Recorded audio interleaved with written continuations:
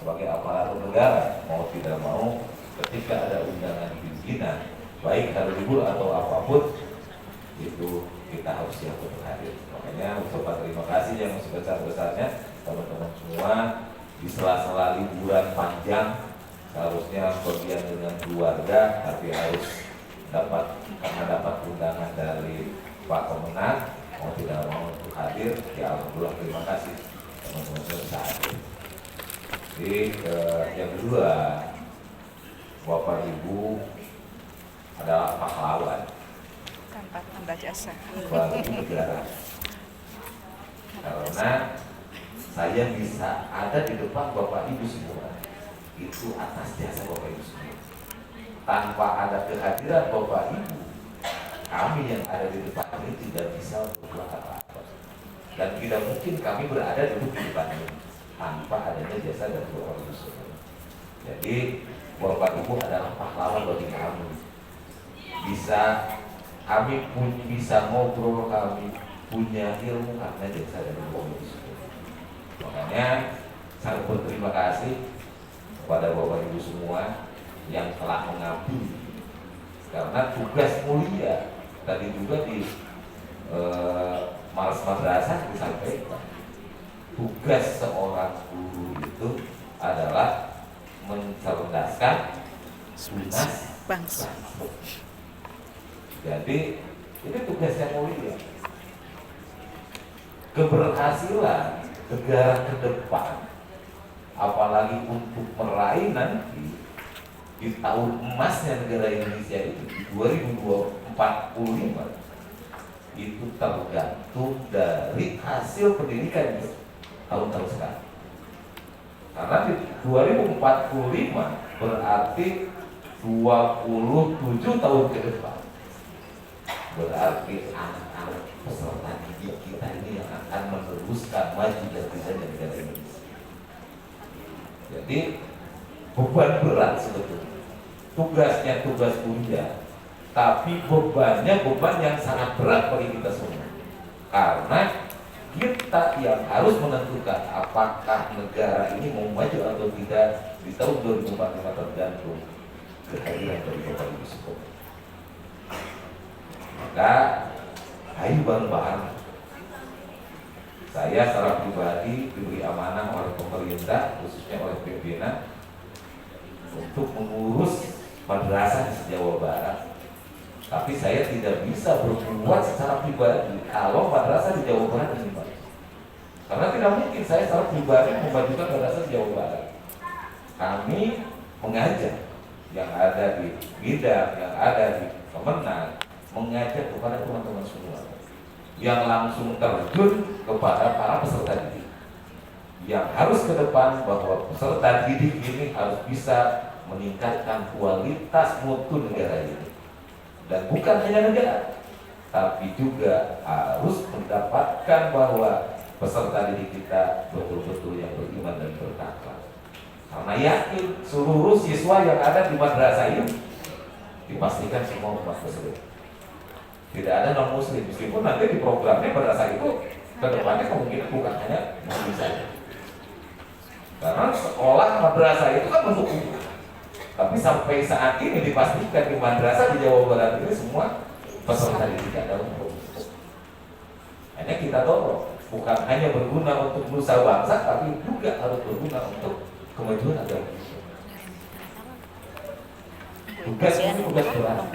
Tapi kalau kita sama-sama, insya Allah tugas berat ini akan menjadi ringan, akan menjadi berat.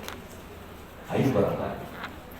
Salah satu tantangan yang diberikan oleh Pak Kandil ketika saya dilantik menjadi Kabid Madrasah, Pak Kabid harus bisa merubah wajah madrasah Jawa Barat. Karena Pak Kandil melihat kepercayaan masyarakat terhadap lembaga pendidikan yang ada di Kementerian Agama dari tahun ke tahun selalu meningkat. Dan ini bisa dibuktikan, tadi juga disampaikan oleh Pak Kasubag.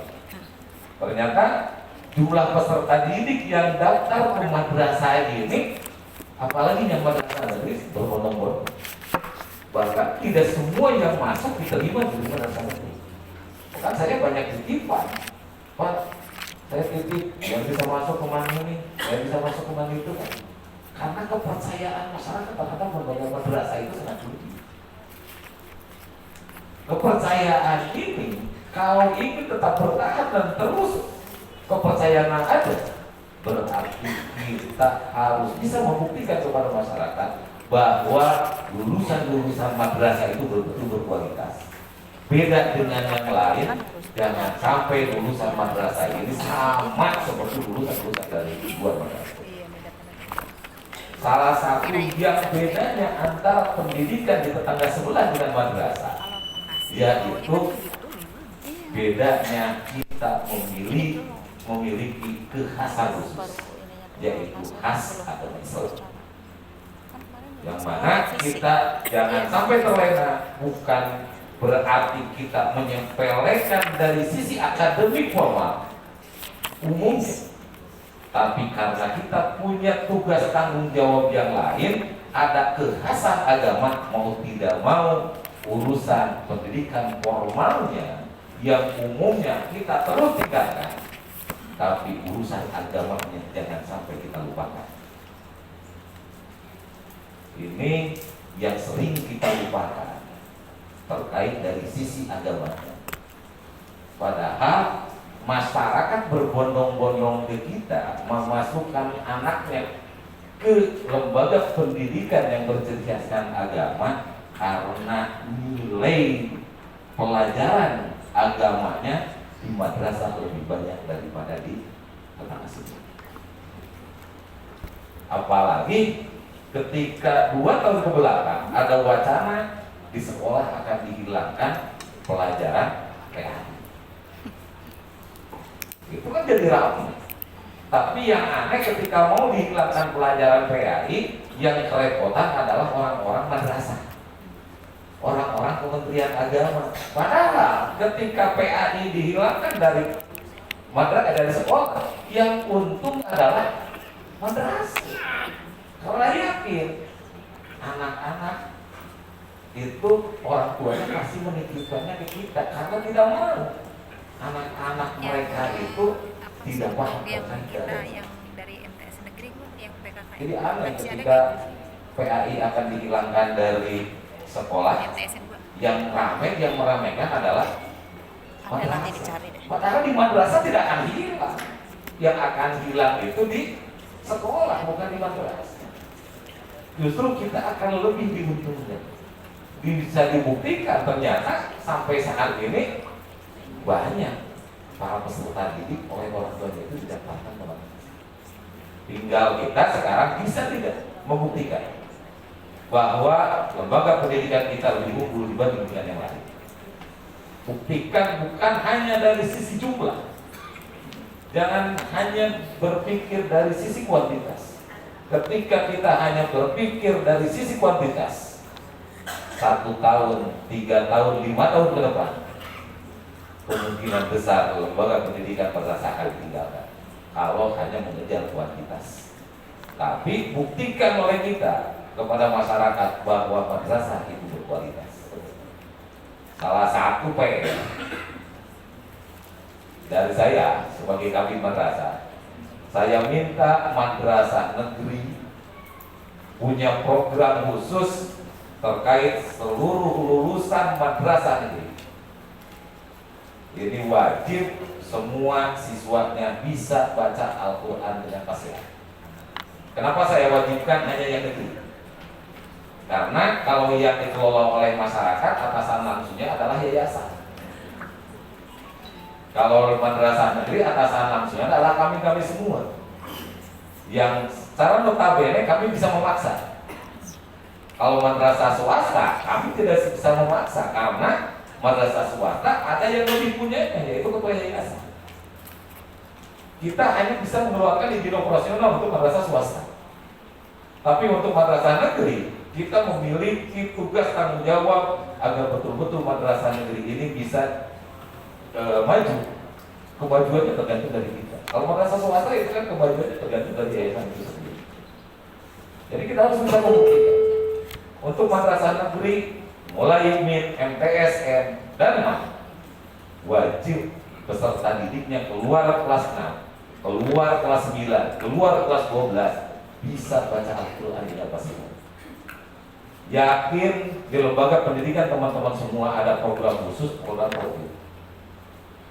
Sekarang itu program tahfidz itu hampir di setiap lembaga pendidikan itu ada. Bukan hanya di madrasah, tapi di sekolah pun sekarang program tahfidz itu ada. Tapi ternyata kita terlena ketika mengadakan program tahfidz hanya yang diunggulkan anak-anak kita yang betul-betul sukses di tahfidz, tapi tidak memperhatikan seluruh peserta didik kita ada di. Kadang-kadang kita terlena, kita bangga ketika ada peserta didik keluar kelas 6, bangga bisa hafal juz 30, juz 1, juz 2. Bahkan ada hafal yang hafal 5 juz. Anak kelas 6. Sanawiyah ada yang bangga, ada yang 7 juz. Aliyah ada yang 10 juz, bahkan ada yang 30 juz. Tapi dari sisi kebanggaan itu ternyata kita ada salah seorang anak peserta didik kita yang sama sekali belum bisa baca Al-Quran. Yakin dari tiap madrasah ada saja yang belum bisa baca Al-Quran. Ini ngeri.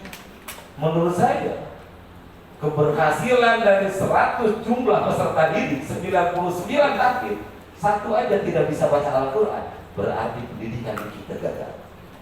Karena pendidikan di kita berciri khaskan agama Islam, yang mana di Islam itu sumber dari segala sumber hukum di Islam itu Al-Quran, yang wajib kita bisa untuk membacanya, karena kita yakin ingin selamat hidup dunia akhirat, ya gunakanlah Al-Quran. Mau bisa melaksanakan Al-Quran gimana? Baca Al-Qurannya saja sudah tidak bisa, apalagi untuk mengamalkan. Dan yang paling ironis lagi, peserta didik yang tidak bisa baca Al-Quran, tidak bisa baca huruf Arab, pelajaran PAI-nya akidah akhlak, Al-Quran, hadis, sejarah Islam, yang lainnya yang 5 mapel itu nilainya bisa 80, bisa 90. Dari mana dasar nilainya? Baca tulisan Arabnya sudah tidak bisa, kok diberi nilai 80 bahasa Arabnya? Aneh.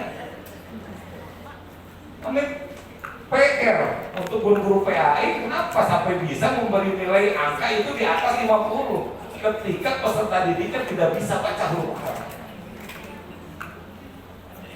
Mana dasarnya? Sudah lihat pelajaran akidah akhlak, pelajaran bahasa Arab sudah pasti tulisan Arabnya banyak. Pelajaran Al-Quran hadis ada Al-Quran, ada Al-Hadis. Mau bisa gimana bacanya itu sudah nggak bisa.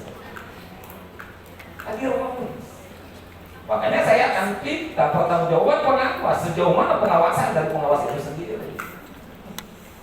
Mana tugas pengawas, PR pengawas yang tugasnya adalah mengawasi pelaksanaan pendidikan di lembaga pendidikan. Ini PR kita bersama. Ironis, itu sangat ironis. Kalau kita tetap berjalan seperti itu, jangan salahkan masyarakat ketika meninggalkan kita. Yakin ke depan masyarakat akan berbondong-bondong meninggalkan madrasah. Karena dari apa yang diharapkan oleh orang tua ternyata tidak berhasil. Meskipun tidak ada mapel khusus terkait BTK di madrasah. Yakin tidak ada. Itu hanya di mulok saja. Tapi ketika mulok karena tidak jadi mapel, makanya asal-asalan ketika menggarap mulok itu sendiri. Padahal mulok itu yang insya Allah akan meningkatkan kualitas untuk lembaga pendidikan. Karena ada bedanya dengan yang lain. Kalau yang di luar mulok mapel itu sudah tidak aneh, semua juga ada kan gitu. Tapi biasanya yang dikejar itu karena ada beda daripada yang lain. Dan ternyata perbedaan itu yang sangat mencolok dan betul-betul bisa membuktikan hasil. Ini PR bagi kita semua, mau tidak mau. Karena kita punya ciri khas khusus sehingga masyarakat dominan terhadap kita, buktikan kekhasannya itu ada. Dan itu juga yang akan memperkuat bahwa madrasah di Indonesia tetap ada. Karena sekarang sudah banyak yang meminta pendidikan di Indonesia ini satu atapkan. Mengimulah mulai dari dulu. Sebelum saya ikut di dunia pendidikan, dari dulu sudah meminta. Kalau ternyata nanti di satu atapkan, mau kemana kita? Apakah di tengah sebelah akan diterima? Belum tentu. Kita akan kemana? Kita sudah zona nyaman ini, harus lebih nyaman. Buktikan bahwa kita itu beda dengan yang lain. Yakin ketika kita tidak bisa membedakan dengan sekolah, yakin di satu atapkan akan hilang dari Kementerian Agama, akan hilang yang namanya madrasah. Semua rata sekolah. Dan kita sekarang lihat punya saingan. Tetangga sebelah sudah merasa kalah oleh kita. Kepercayaan masyarakat terhadap tetangga sebelah mulai berkurang. Makanya mereka cerdas membuka sekolah-sekolah yang berbasiskan Islam dengan nama ITE. Kan itu lihat, kalau ITE isinya silabus madrasah semua. Mapel-mapel yang ada di madrasah semua ada di ITE. Ini PR. Kalau kita terlena pasti kalah. Makanya kita harus siap bersaing. Mau tidak mau kita harus siap untuk berubah. Jangan sampai kita terlena. Ditambah lagi sekarang dengan keluarnya terkait aturan kurikulum di tetangga sebelah, ketika ada perubahan dari Kurtilas ke IKN, tidak ada yang protes. Semua siap untuk mengikuti, meskipun masih pilihan sampai saat ini, belum menjadi kewajiban. Tapi di kita, ketika mau berubah dari Kurtilas ke IKN, ini banyak yang protes teman-teman guru. Apalagi guru-guru mapel, karena ada mapel-mapel tertentu secara perhitungan jumlah jam itu berkurang. Padahal kalau kita pelana kurikulum 13 dengan kurikulum IKM, justru dengan IKM ini sangat menguntungkan bagi teman-teman guru itu sendiri. Teman-teman guru ketika dengan Kurtilas capek, punya apalagi guru kelas, guru MP dari pagi sampai siang ya sendirian aja karena guru kelas. Guru mapel ketika punya jam lebih dari 30 jam per pekan, dipastikan seharian ngobrol.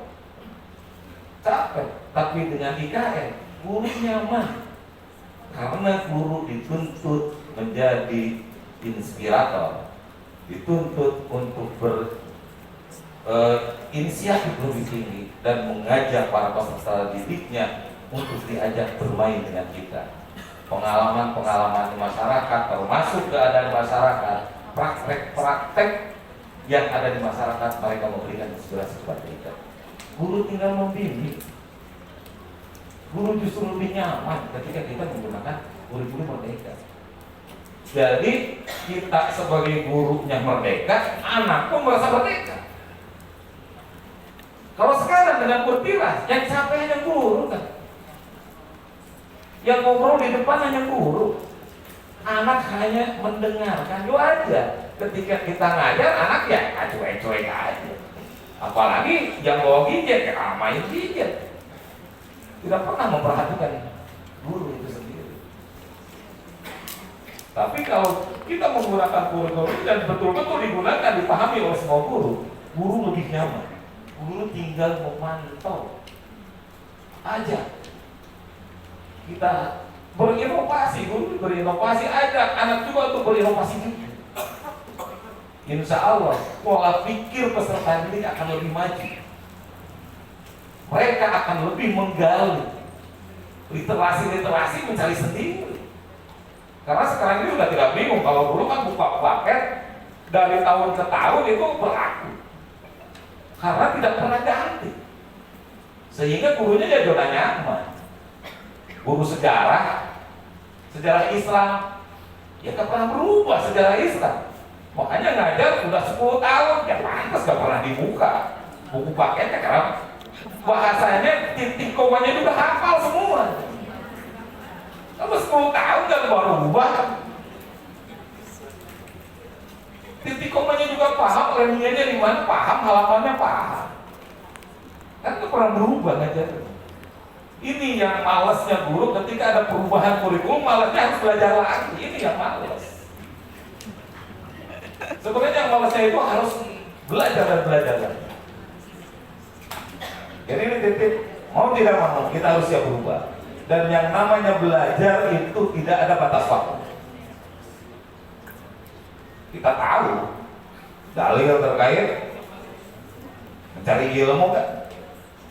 Kita paham semua, kita tahu semua. Kewajiban mencari ilmu sepanjang hayat. Makanya kalau ada yang sekarang saya ngajak untuk berubah dengan alasan saya sudah tua, udah aja pensiun lah. Ya kan nggak susah. Kalau sudah tidak mau berubah, ya pensiun aja bersulit. Nggak susah kok. Kita siap untuk memfasilitasi ketika mau pensiun. Emang enggak? Saya siap usulkan, maka suka saya usulkan. Kalau gurunya tidak mau berubah, mau tidak mau, ya saya dorong untuk pensiun. Kalau sudah tidak mau berubah, tidak ada alasan saya udah tua, tidak ada alasan saya sebentar lagi pensiun. Ya udah sekarang aja usulin pensiun. Disuruh pensiun kan nggak mau. Kan paling bingung, diajak maju nggak mau, diajak mundur nggak mau. Jadi remnya pakem semua pakai rem tangan lagi kan. Ini yang susah di kita. Makanya ayo kita berubah. Kita harus siap untuk berubah. Program tadi yang saya minta di madrasah negeri wajib lulusan yang bisa baca Al-Quran. Saya memiliki satu program. Setiap hari di jam pertama yang negeri wajib ada baca Al-Quran dulu maksimal 15 menit. Siapa yang ngajarnya? Kepala madrasah nggak usah bingung. Yang ngajarnya adalah guru pada jam pertama. Kita foto ya. Berarti di MI ya guru kelas. Foto ya. Wajib membimbing, membina para peserta didik. Caranya Ini kesana. jangan asal-asalan. Biasanya kan asal-asalan. Yang penting pagi-pagi semua baca Al-Quran. Gak tahu benar, gak tahu enggak. Saya minta di jam pertama, guru pada jam pertama baca Al-Quran 1 ayat 10. Dibaca oleh gurunya bareng-bareng semua siswa per hari maksimal 3 siswa suruh baca. Kalau MA aja ada 36, paling banyak kan MA 36 kelas. 3 orang sehari berarti hanya 12 hari, berarti hanya 2 pekan semua anak diketahui bisa atau tidak baca Al-Quran. Nanti di bulan berikutnya kita tinggal kasih pembinaan khusus mana yang sudah lancar, mana yang belum. Insya Allah kalau itu berjalan dengan benar, 1 tahun semua peserta didik bisa baca Al-Quran. Yakin. Dengan waktu sehari maksimal hanya 15 menit. Dan tidak usah mengeluarkan anggaran. Karena gurunya adalah guru yang ada di lembaga itu dan di jam yang pertama. Dan sudah terbayar. Tidak ada tambahan jam. Nanti ada protes, Pak, rugi nanti jam saya nggak cukup menyampaikan materi, bohong alasan itu. Pasti program saya nggak bakalan cukup karena terpotong 15 menit. Alasan. Saya pernah membuktikan, karena saya ke yayasan sama, saya punya lembaga pendidikan. Ketika saya terapkan, guru yang protes karena takut kekurangan jam, saya kasih 30 jam per pekan, protes. Kebanyakan alasannya kan. Dikasih kurang, protes, dikasih lebih, protes. Kan iya, paling bingung. Ini yang paling bingung menghadapi seorang guru. Karena guru itu banyak akalnya.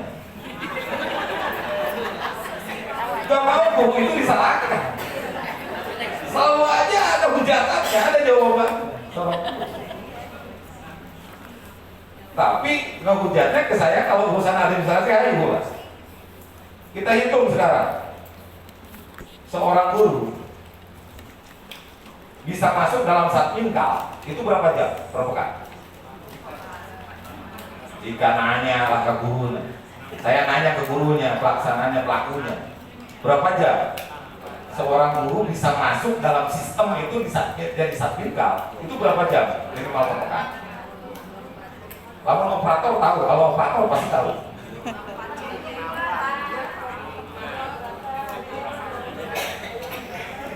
Seorang guru, lihat di PDJ, seorang guru bisa masuk dalam satpintal minimal diberi jam per pekannya 6 jam.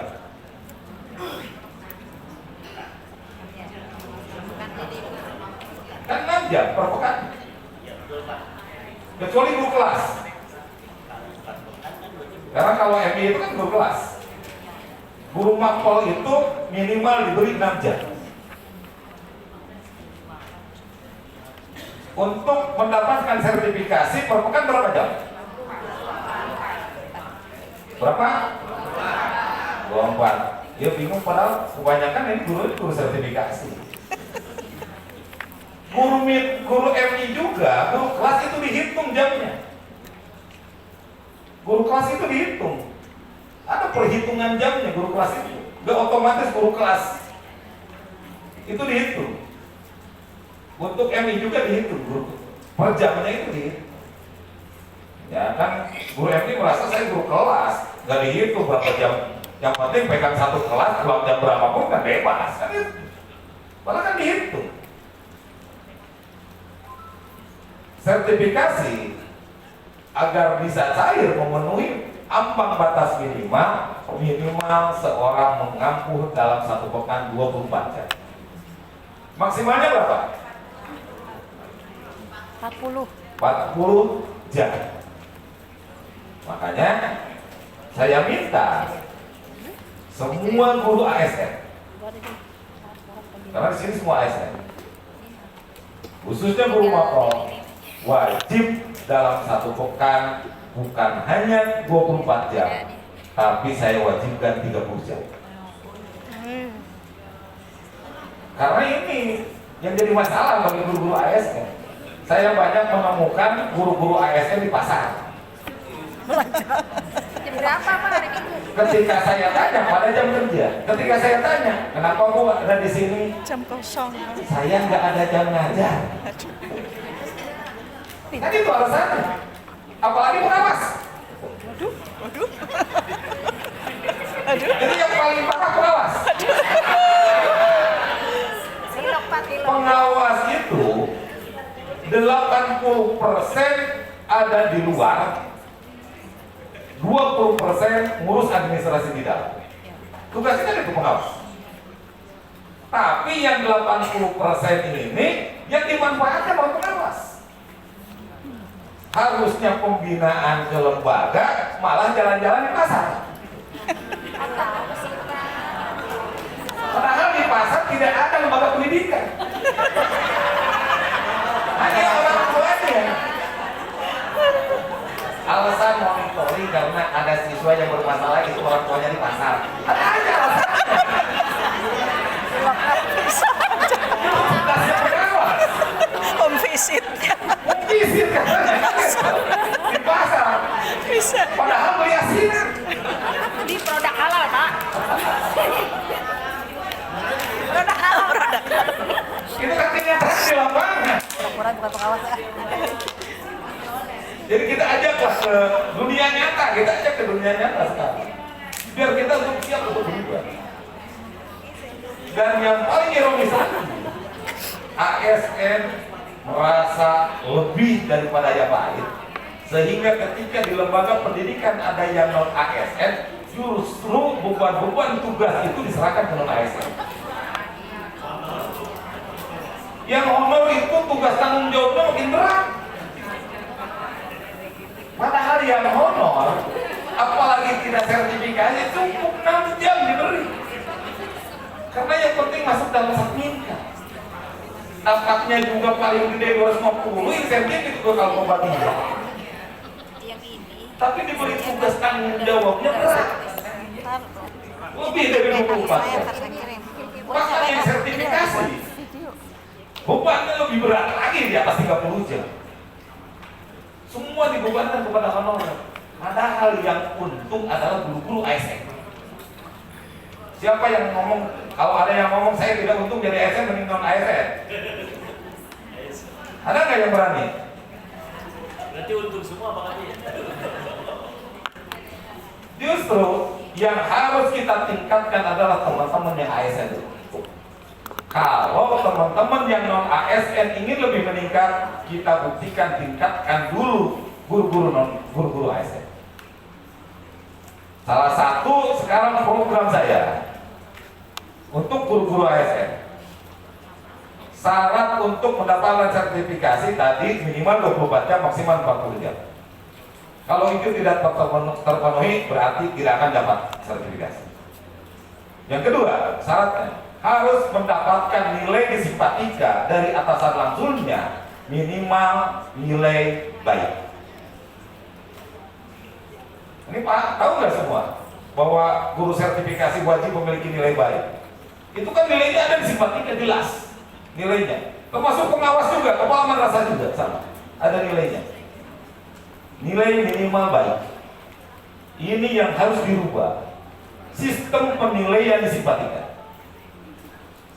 Karena sampai saat ini yang menilai simpatika itu bukan atasan langsungnya, justru bawahannya. Saya udah pada ngirim, udah pada di pendel. Yang menilai kan operator. So, pengawas. Seharusnya pengawas yang menilai adalah kepala kemenang. Karena atasan langsung pengawas adalah kepala kemenang. Yang nilai di simpatika siapa? Emang tahu nilai simpatika pengawas? Tidak tahu. Tahu lah. Karena yang menilai adalah operator kabupaten. Yang di madrasah yang menilai operator madrasah. Gurunya, kepalanya tidak pernah tahu. Ternyata kita abaikan, kita santai, tidak pernah ada perubahan. Padahal sertifikasi ini tujuannya diadakan itu adalah untuk peningkatan kualitas mutu seorang tenaga pendidik. Karena di Undang-Undang Sisdiknas, seorang guru wajib masuk salah satu organisasi profesi. Yang mana masuk ini bukan hanya sebagai anggota saja, tapi tujuannya untuk peningkatan kualitas mutu seorang tenaga pendidik. Yang namanya organisasi bisa hidup ketika ada anggaran. Anggaran ada, itu dari iuran anggota. Biar tidak membebani para anggotanya, makanya diberilah tunjangan profesi guru. Itu tujuannya untuk peningkatan kualitas mutu kita. Tapi kenyataan di lapangan bukan peningkatan kualitas mutu, justru TPG ini dijadikan konsumtif oleh teman-teman semua. Ini bisa dibuktikan, bisa dilihat. Udah gajinya habis di BRI, TPG-nya juga digantikan lagi. Bukan kenyataan di lapangan. Yang dulu ketika TPG di awal cair 6 bulan sekali, nggak pernah ada yang protes. Yang penting cair, alhamdulillah gitu. Ketika 6 bulan sekali cair, diganti jadi 3 bulan sekali, alhamdulillah nggak protes. Sekarang per bulan, telat sehari saja protes, ngomong-ngomong. Cicilan. Karena tetangga sebelah nih bang sudah nagih.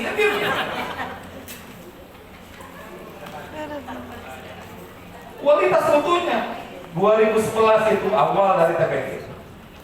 Saya ingat gencarnya TPG, apalagi 2011 TPG-nya paling gampang. Kalau ngelihat ijazahnya seperti apa, mapel yang diampunya apa, yang penting portofolio jadi lah TPG. Baik PNS maupun non PNS. Tidak pernah ada seleksi, tidak pernah apa. Tambah PLPG, kan masih gampang kan? Baru sekarang yang tahu PPG yang sekarang ya capek juga. Mau ikut ijazah ya harus lihat dengan mapel yang kita ambil kalau sekarang. Kalau dulu kan banyak guru-guru MI ijazahnya PAI jadi guru kelas. Tapi kan tidak boleh. Kan tidak linear. Untung saja guru pernah mau harus linear, sehingga banyak yang kuliah lagi ke PGSD, PGRI. Tapi alhamdulillah sekarang diampuni lah karena aman kan. Sekarang kan aman. Kalau dulu kan harus linear. Kecuali yang mau PPG sekarang, mau tidak mau kalau guru kelas ya harus PGRI, PGSD ijazah S1. Kalau guru mapel ya mapelnya mapel PAI atau bukan satu rumput atau tidak. Harus betul-betul yang sekarang itu antara ijazah dengan mapel itu harus linear. Kalau yang dulu ijazah A, mapel B, sertifikatnya yang mengikuti. Karena kan boleh pilih mana yang sesuai dengan mapel yang kita ambil, mau ambil sertifikat, mau ijazah. Itu kan pilihan sekarang masih aman. Terus untuk peningkatan kualitas gurunya, kalau dulu pulpen, alat nulis itu disediakan oleh lembaga. Yang sekarang kan sudah berubah, sudah nggak musim lagi, apalagi blackboard udah nggak musim, whiteboard juga sekarang udah mulai ketinggalan. Sekarang kita harus pandai guru itu peningkatan kualitas mutu dari segi ID. Mau tidak mau, tapi berat bagi kita. Jangankan yang non ASN, yang ASN saja guru tidak semua memiliki laptop, padahal sudah sertifikasi. Laptop itu adalah alat untuk mengajar Bapak Ibu semua. Yang mana laptop itu harus dimiliki oleh semua orang. Kalau ternyata ada guru sertifikasi tidak memiliki laptop, saya akan stop sertifikasi. Buat apa? Berarti kan tidak ada peningkatan kualitas mutu. Dan wajib bisa menggunakan laptop. Buat apa punya laptop juga kalau nggak sama nggak bisa pakai? Judulnya punya. Gimana kuat nggak Mau nggak mau harus punya alatnya dan harus bisa untuk menggunakan. Ada Yukipin.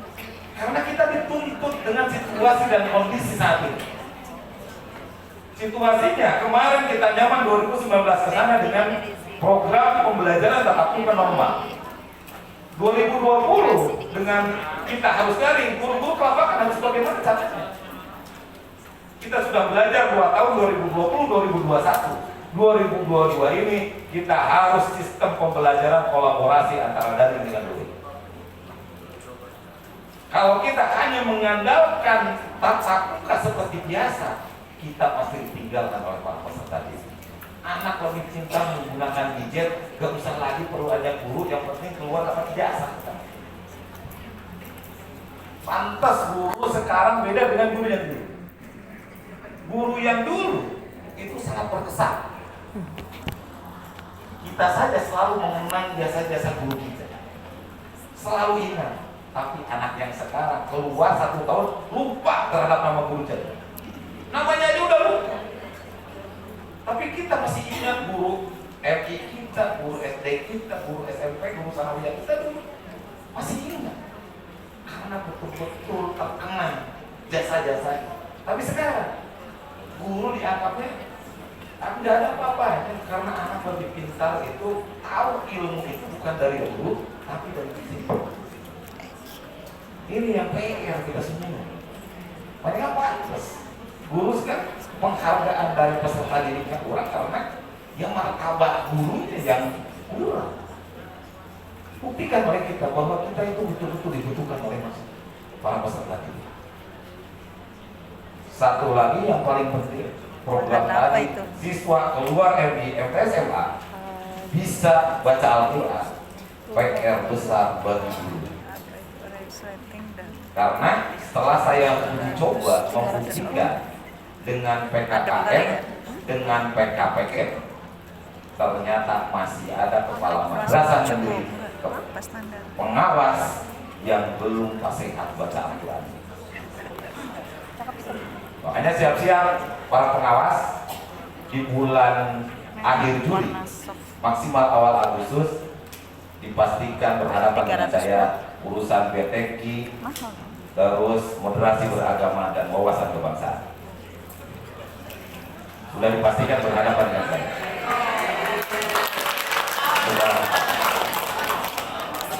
Baca Al-Quran yang tidak bisa baca Al-Quran bukan diberhentikan dari pengawas, akan saya suruh tanda tangan surat pernyataan siap untuk belajar. Berapa tahun siap? Akan saya tagih. Ustaznya semua Pak Habib. Kenyataan di lapangan masih ada yang belum bisa baca Al-Quran. Pengawas. Saya ngetes kemarin ketua Pokjawa saja, sejauh barat 27 orang ada pengawas yang belum lancar baca Arab. Bukan bahasa Arabnya, baca Al-Quran. Jadi saya ngetes kemarin kan 27 ketua Pokjawa. Apalagi moderasi beragamanya. Masih banyak yang belum paham terkait moderasi beragama para pengawas yang itu. Tapi alhamdulillah wawasan kebangsaannya nggak ada yang aneh dari 27 wawasan kebangsaannya. Tapi di moderasi beragamanya masih banyak yang belum paham terkait moderasi beragama. Dan baca tulis Al-Qur'annya masih banyak yang belepotan. Pokoknya kalau yang kemarin sudah PKKM 4 tahunan sudah merasakan, ditanya sama saya lah. Yang sudah 4 tahunan, tanya Bu Hajirina. Sampai jam 2 malam saya tanya. Jadi yang kepala madrasah negeri yang 4 tahunan di tahun ini berhadapan dengan saya juga. Siap Pak Habib. Makanya yang 4 tahunan kepala madrasah Pak, baik MIM, MTS, MAN pasti berhadapan dengan saya. Pengawas tiap tahun pasti berhadapan dengan saya. Karena tim penilai wawancaranya saya. Kalau administrasi teman-teman nanti. Kalau untuk wawancara berhadapan dengan saya. Jadi sekarang harus bisa terkait moderasi beragama, wawasan kebangsaan dan baca Al-Quran. Karena saya siapkan materi 10.000. Gak usah bayar, gak usah beli, gratis. Saya sediain materinya. Tanya pengawas yang di Ciamis. Saya suruh tanda tangan surat pernyataan yang belum belajar bahasa Arab, ngaji Al-Qurannya. Tapi gak bakalan ada yang cerita karena malu. Karena tahun kemarin saya kepala Kemenang ikut ngetes wawancara pengawas madrasah. Dan itu pengawas madrasah berhadapan dengan saya tiap tahun. Karena PKPM itu dilaksanakan tiap tahun. Kalau kepala madrasah ya 4 tahun sekali berhadapan dengan saya. Belum tentu Bu Nina 4 tahun ke depan berhadapan dengan saya. Makanya untuk guru kami programkan, karena tadi gurunya adalah guru pada jam pertama, guru juga ketika PKG wajib dites baca Al-Quran, moderasi beragama dan wawasan kebangsaan. Tergantung siapa atasan langsung, baik yang di negeri maupun yang swasta, wajib semua guru bisa. Karena yakin semua adalah umat Islam. Keuksahan siapa yang aku bukan muslim, pasti muslim semua di madrasah. Bagi yang PNS semua wajib tes baca Al-Quran semua. Yang belum bisa bukan berarti diberhentikan jadi gurunya, tapi suruh untuk belajar. Kapan mereka sanggup untuk bisa baca Al-Quran dengan fasihan?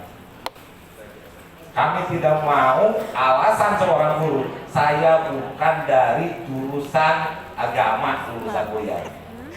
Saya bukan dari madrasah aliyah, saya bukan dari madrasah sanawiyah, saya bukan dari MI. Saya juga sama pendidikan formal, saya bukan dari madrasah. Hanya MI dari madrasah saya. Masuk SMP, SMA, saya bisa ngaji, bisa baca Al-Quran, meskipun saya tidak mengklaim bahwa saya pasti harus baca Al-Quran.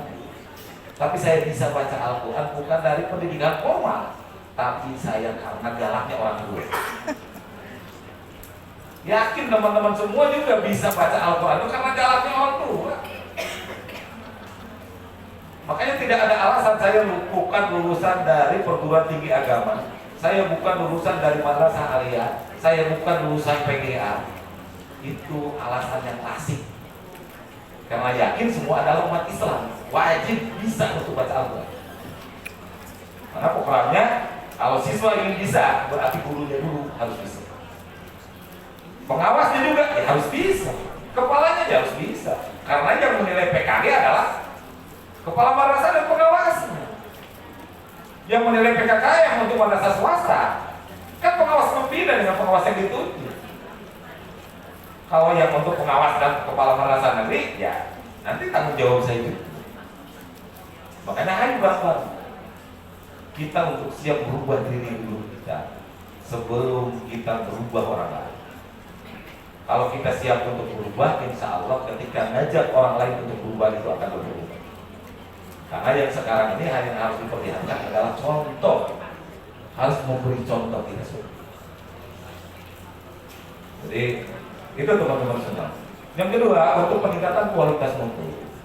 Tadi juga disampaikan di Undang-Undang Sisiknas, seorang guru wajib masuk salah satu organisasi profesi yang mana tujuannya untuk peningkatan kualitas mutu.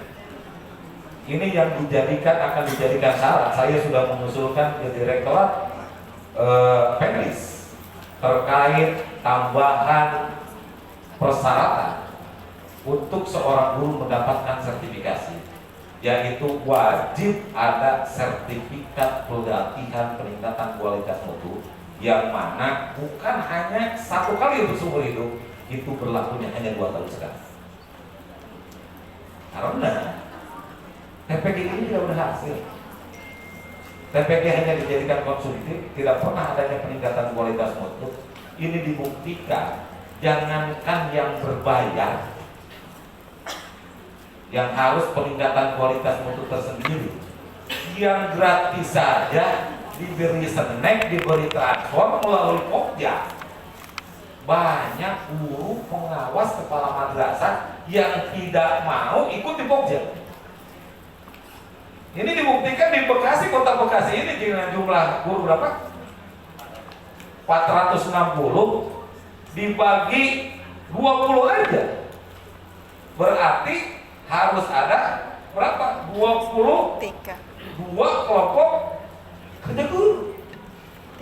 Karena kan batasnya 15 sampai 30 jumlahnya. Kalau 20 saja berarti harus ada 22 kelompok seharusnya. Belum dengan yang non PNS. Dengan yang non PNS kan 1000 jumlahnya.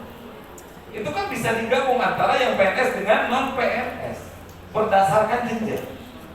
Kelompok kerjanya untuk MI dan RA adalah KKG, untuk MTS dan MA adalah MGMP berdasarkan nomor. Anggarannya diberi oleh pemerintah. Untuk KKG 15 juta, untuk MGMP 30 juta, untuk Pokjawas 30 juta, untuk kepala madrasah 30 juta. Itu kan diberi oleh pemerintah, uang dapat, ilmu dapat, makan dapat, snack dapat. Gak usah keluarkan uang, tapi didorong, susah. Saya udah nanya kenapa ini di Bekasi ini Pokjanya hanya sedikit. Ternyata banyak yang susah yang gak mau masuk dalam Pokja. Berarti jangankan bayar, yang gratis saja udah susah. Makanya ke depan saya sudah mengusulkan agar semua guru meningkatkan kualitas mutunya. Salah satunya harus ada urusannya dengan penghasilan. Berarti harus dijadikan syarat sertifikat pelatihan itu untuk bisa cair dan tidaknya terjadi. Yang anak ada luarsanya berlakunya hanya 2 tahun sekali. Jadi minimal 2 tahun sekali pelatihan minimal. Ingin 1 tahun sekali, tapi biar ada tenggang waktu karena program Pokja itu kan 2 tahun sekali. Dan itu hanya sampai 2024. 2025 ke sana belum tentu karena pemerintahan itu juga ganti. Jadi ini ke depan berarti harus siap, teman-teman semua harus siap untuk peningkatan kualitas teman-teman. Ini untuk kepentingan, bukan untuk kepentingan orang lain. Ini kepentingan yang untuk diri kita dulu lah berpikir. Karena kita harus upgrade terus. Keilmuan kita harus di-upgrade terus. Kalau keilmuan kita tidak di-upgrade, celaka. Seorang guru pasti celaka. Dilecehkan oleh para peserta. Jadi itu syarat, udah 3 syarat untuk mendapatkan TPG. Yang harus semua ini ada yang perubahan dari kita seorang peserta pendidik. Jadi ayo bareng-bareng Termasuk ya kabin juga ya harus upgrade juga. Apalagi kabin yang nggak tahu dunia pendidikan kan gitu, harus paham dunia pendidikan. Ayo kita berubah.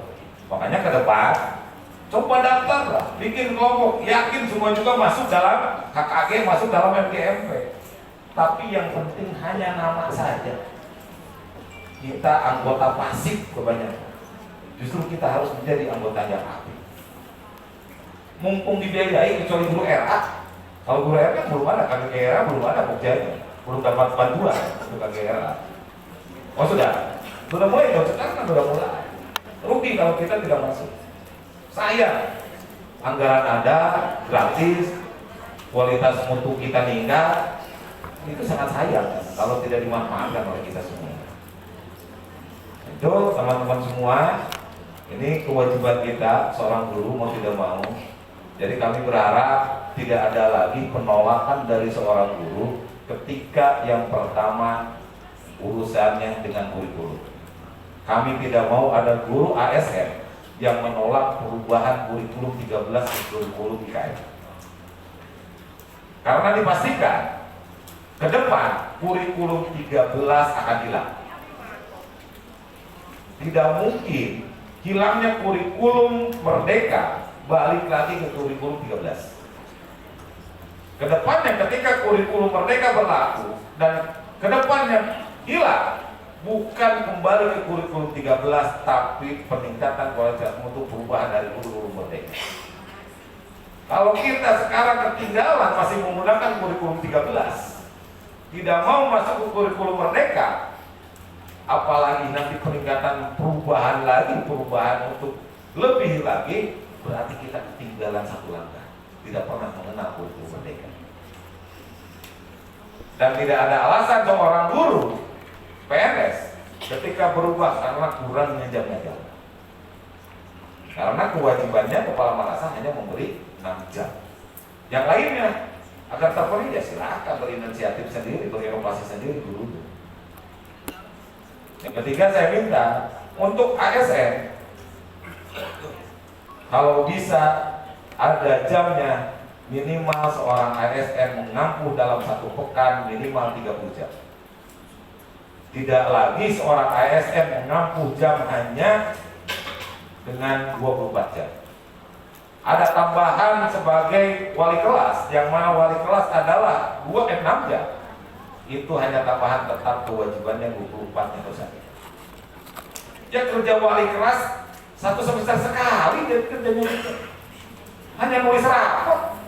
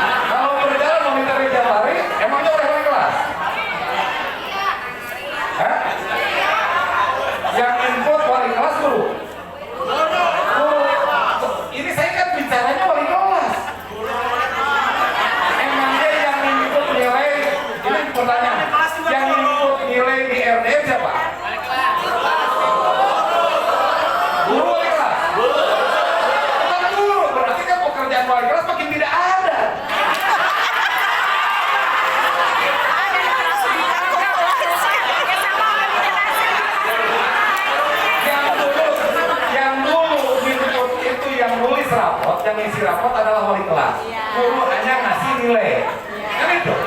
Yang input itu adalah guru, wali kelas. Pekerjaan kan sesemester sekali. Sekarang setelahnya wali kelas, guru inputnya itu semua guru dikasih aplikasi.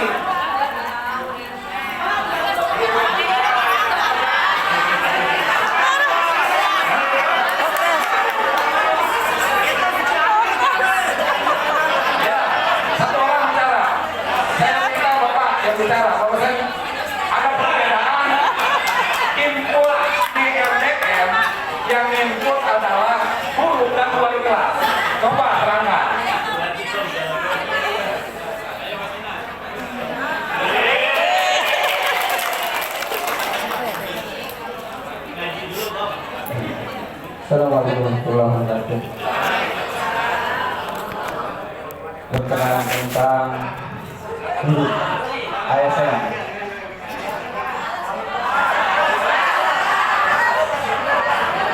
Guru itu tugasnya banyak. Setuju? ASN itu banyak tugasnya. Yang pertama adalah dia sebagai guru. Pasti dia mengikut mata pelajaran yang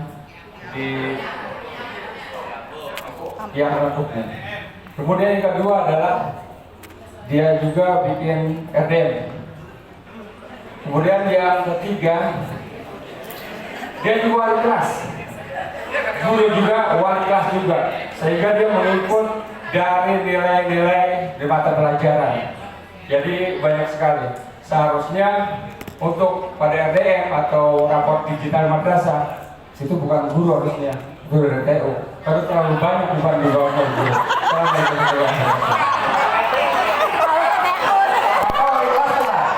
Bapak wali kelas bukan? Saya guru juga wali kelas. Ya, wali kelas yang dikerjakan wali kelas apa saja? Ya, wali kelasnya. Kalau gurunya itu kan jamnya, ngajarnya. Wali kelasnya, tugasnya apa aja? Saya adalah buat nilai juga.